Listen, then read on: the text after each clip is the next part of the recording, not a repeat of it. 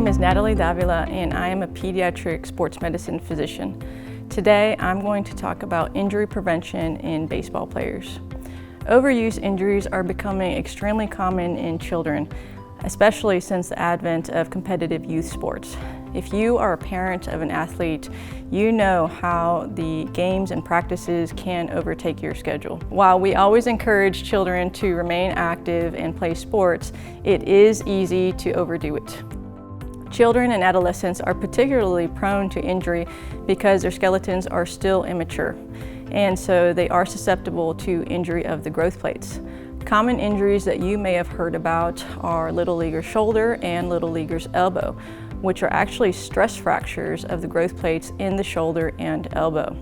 They occur because of chronic repetitive stress across the joint, and we typically see them in overhead athletes, especially in pitchers and catchers. Treatment usually consists of resting and rehab. However, these injuries can be extremely frustrating and emotionally challenging for parents and the children to treat due to the time away from sport. The best treatment is actually prevention. The first one is to avoid early sports specialization.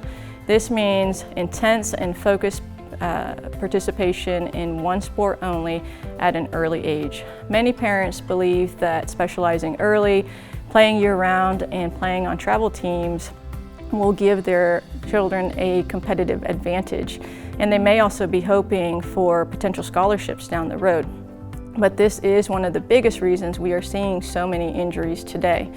We actually encourage children to participate in multiple sports and to avoid specializing until about the high school level. This has been shown to help reduce injury, avoid burnout, and to help make them a more well-rounded and balanced athlete.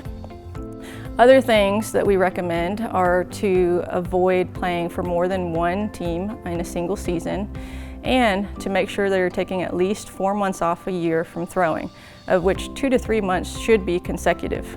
While they are in season, they should be following pitch counts. So at any given age, they should be only throwing a certain number of pitches, and this can be found on the MLB pitch website.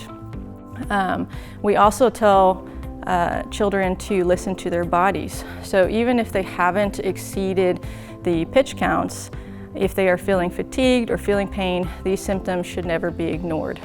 Pitching coaches can also be very helpful in ensuring good, proper throwing mechanics. And lastly, we also encourage good arm care exercises and warming up and stretching properly. We hope you found these tips helpful. If you have any other questions, please contact your pediatrician or sports medicine specialist at Cook Children's.